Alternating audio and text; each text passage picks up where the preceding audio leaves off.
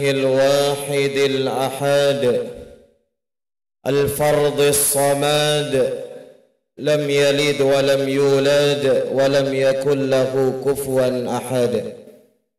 اللهم صل على سيدنا محمد زين الوجود صاحب المقام المحمود معدن الكرم والجود، وعلى آله وصحبه وفرج كروب أمته وأصلح شؤونهم يا بر يا ودود. فيا معاشر المسلمين، أوصي نفسي أولا ثم عليكم ثانيا على تقوى الله.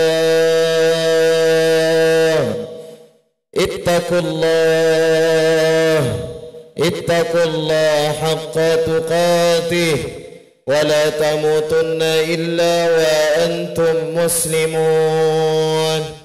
وقال رسول الله صلى الله عليه وسلم: اتقوا الله حيثما كنتم وأتبع السيئات الحسنة تمحوها وخالق الناس بخلق حسنة. أما بعد. Hadirin sidang jamaah Jumat yang dimuliakan oleh Allah Subhanahu wa taala. Puji syukur senantiasa kita haturkan kepada Allah Subhanahu wa taala. Sebab Allah masih memberikan kita takdir yang terbaik pada siang hari ini. Allah memberikan kita kesempatan yang terbaik di siang hari ini. Allah memberikan kita waktu yang terbaik di siang hari ini. Betapa banyak pada siang hari ini Allah takdirkan dalam takdir yang tidak baik. Betapa banyak pada siang hari ini Allah berikan kesempatan dalam kesempatan yang kurang baik. Betapa banyak pada siang hari ini Allah berikan waktu dalam waktu yang tidak mengingat Allah Subhanahu wa ta'ala.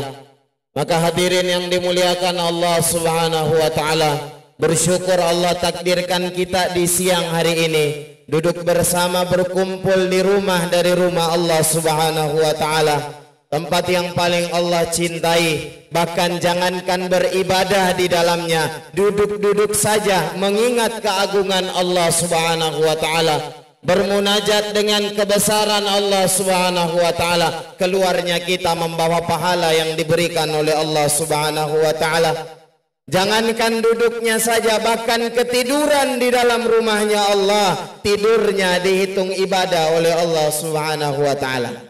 Kami ulangi, ketiduran di rumahnya Allah, tidurnya dihitung ibadah oleh Allah Subhanahu wa ta'ala. Dengan syarat ketiduran, bukan disengaja untuk tidur. Kami ulangi, dengan syarat ketiduran, bukan disengaja untuk tidur. Maka timbul pertanyaan di dalam kehidupan kita, toh mengapa di saat khutbah Jumat banyak yang merasakan nikmatnya tidur? Enak sekali rasanya tidur di saat khutbah Jumat, apalagi dalam keadaan suara yang lembut, suara yang membawa nada-nada yang nikmat, nada-nada yang indah, seakan-akan duduknya kita di rumah Allah Subhanahu wa ta'ala, di masjid ini, membawa ketenangan sehingga kita ketiduran di dalamnya. Apa hukumnya? Tidak mengapa sebenarnya. Itulah indahnya yang dikatakan bahwasannya orang yang meninggal, orang yang telah di dalam alam barzah, yang telah wafat mendahului kita, toh masih dibacakan Al-Quran hanya untuk mendapatkan ketenangan. Orang yang meninggal itu masih dibacakan Al-Quran hanya untuk mendapatkan ketenangan. Apa kabar dengan kita yang masih hidup? Bagaimana ketenangan yang mesti kita dapat? Bagaimana ketenangan yang mesti hadir di dalam kehidupan kita? Demi Allah, yang menyangkut dengan Islamiyah, agama, membuat kita mudah untuk ketiduran. Khutbah Jumat, ketiduran. Baca Yasin, ketiduran. Pengajian, ketiduran. Majelis taklim, ketiduran. Apalagi semua yang menyangkut agama Allah, ujung-ujungnya pasti ketiduran. Mengapa? Kita mendapatkan ketenangan di dalamnya.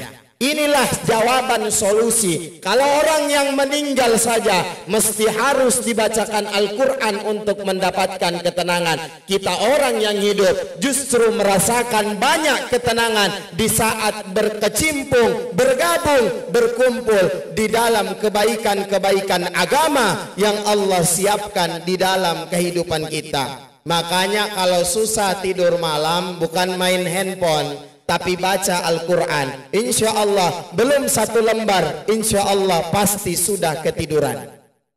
Ini diajarkan oleh guru-guru kita. Kalau toh susah tidur, yang orang biasa bilang dengan insomnia, maka coba baca Al-Quran, buka Al-Quran, atau baca zikir, atau baca sholawat, insya Allah lama-lama ketiduran. Mengapa? Kita butuh tidur yang seperti itu. Tidur yang sebelumnya mengingat Allah, tidur yang sebelumnya menyebut nama Allah.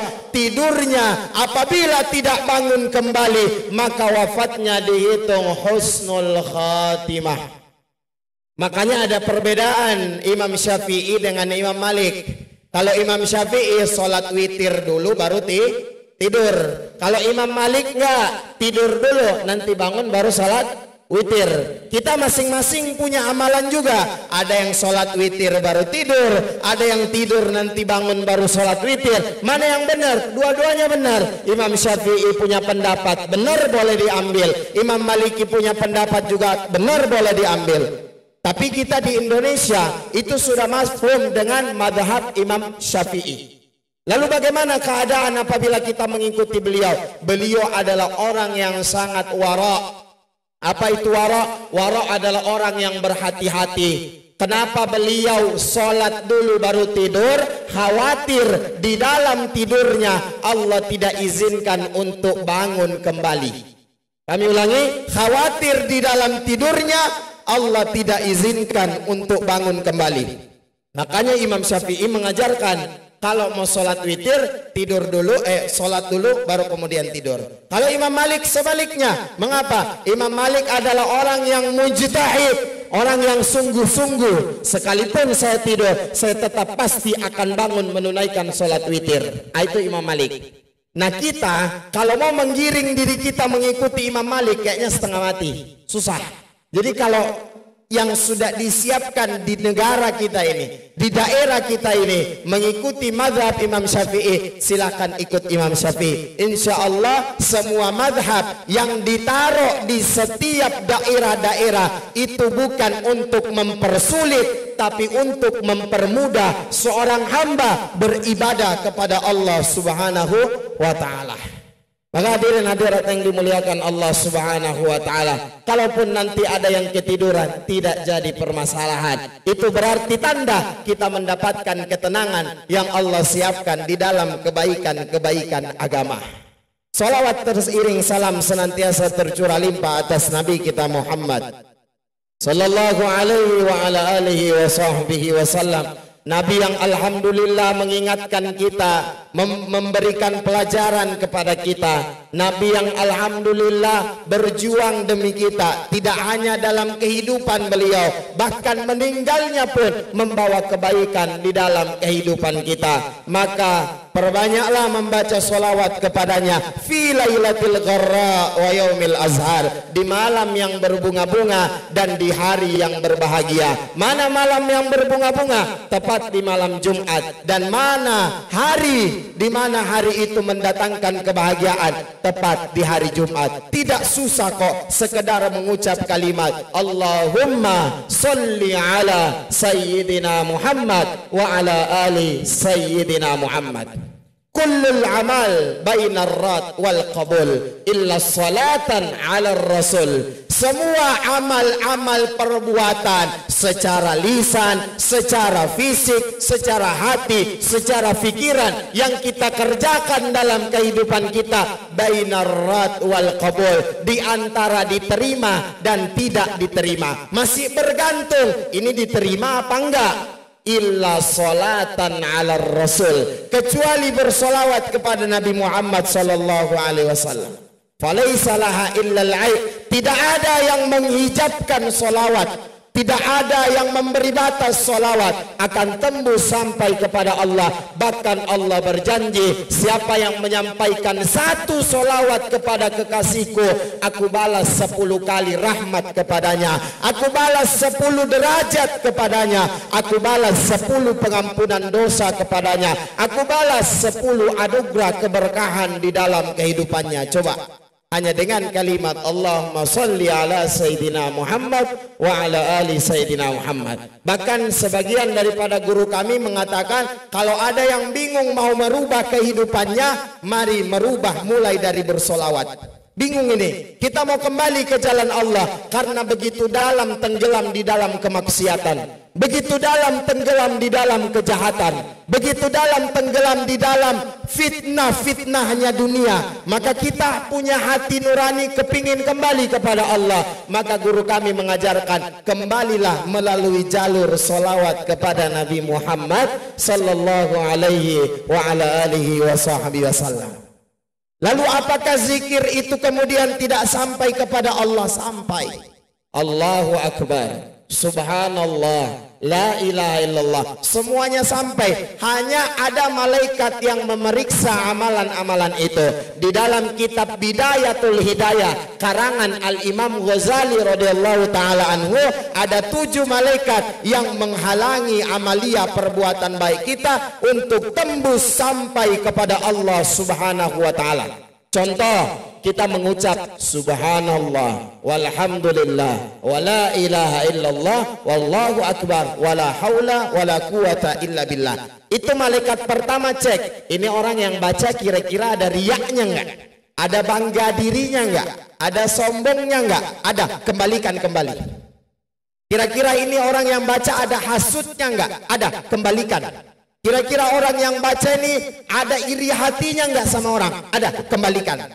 Coba, setiap kita membaca, melakukan perbuatan amalia baik, ada 7 malaikat Allah yang memeriksa perbuatan tersebut. Makanya kenapa setiap amal perbuatan afdol dan mulia apabila diawali dengan solawat dan diakhiri dengan solawat. Biar apa? Tidak ada malaikat yang mau memeriksa di saat amalan itu disampaikan kepada Allah dalam bungkusan cahaya Nabi Muhammad sallallahu alaihi wasallam. Tidak ada malaikat yang berani memeriksa. Makanya kalau berdoa, awali dengan solawat, akhiri dengan solawat. Mau melakukan perbuatan baik, awali dengan solawat, akhiri dengan solawat. Mengapa? Agar amalan perbuatan kita terbungkus indah dengan cahaya Nabi Muhammad sallallahu alaihi wasallam. Kalau sudah disampaikan kepada Allah, bukan lagi malaikat 7 menolak amalia tersebut. Malaikat mereka mengatakan, marhaban ya nural aini, marhaban, marhaban. Coba, kita punya amal disambut dengan malaikat dengan kalimat marhaban, marhaban. Selamat datang cahaya Nabi Muhammad SAW. Padahal kita bukan orang-orang yang mungkin di dalam kehidupan kita lurus-lurus saja, enggak. Tapi karena kita bersandar kepada Nabi Muhammad, insya Allah akan tembus sampai kepada Allah Subhanahu wa ta'ala. Maka hadirin hadirat yang dimuliakan Allah, kalau tidak mau rugi kehidupan kita, libatkan Allah dan Nabi Muhammad di setiap langkah kehidupan kita, di setiap panjang usia kita, di setiap kemajuan-kemajuan yang ada dalam kehidupan kita. Mari libatkan Allah, libatkan Nabi Muhammad SAW. Karena orang yang merugi bukan orang yang melakukan perbuatan buruk, bukan. Yang dipermasalahkan oleh Imam Ghazali adalah orang yang melakukan perbuatan baik bukan karena Allah dan Rasulnya. Kita sholat Jumat kira-kira karena Allah dan Rasulnya apa enggak? Kalau enggak sia-sia. Maka yang sholat-sholatlah karena Allah. Yang lagi cari nafkah karena Allah. Yang lagi bekerja karena Allah. Libatkan Allah dan Nabi Muhammad di setiap kehidupan kita. Itulah mengapa doa keluar rumah yang kita baca, Bismillahi tawakkaltu alallahi wala haula wala quwata illa billah. Melainkan memberikan pelajaran kepada kita keluar rumah, memulai setiap apa yang ingin kita kerjakan. Maka berangkat karena nama Allah, tinggalkan rumah karena nama Allah, pergi karena Allah, pulang karena Allah Subhanahu wa ta'ala. Hadirin yang dimuliakan oleh Allah Subhanahu wa ta'ala, mudah-mudahan hikmah Jumat yang sedikit ini membawa kebaikan, keberkahan di dalam kehidupan kita, sehingga semakin panjang usia kita, semakin berkah umur kita, ada kemajuan-kemajuan yang mengikat diri kita dengan Allah dan Nabi Muhammad sallallahu alaihi wa ala alihi wa sahbihi wasallam. Inna ahsanal kalam kalamallahil malikil allam, wallahu subhanahu wa ta'ala yaqul wa biqawlihi yahtadil muhtadun. A'udzu billahi minasy syaithanir rajim. Bismillahirrahmanirrahim. Wal asri innal insana lafi khusrin illa alladhina amanu wa amilus salihat wa tawasaw bil haqqi wa tawasaw bis sabri. Barakallahu li wa lakum fil Qur'anil azim wa nafa'ani wa iyyakum bima fihi minal ayati wa dhikril hakim wa taqabbalallahu minni wa minkum tilawatahu innahu huwal ghafurur rahim.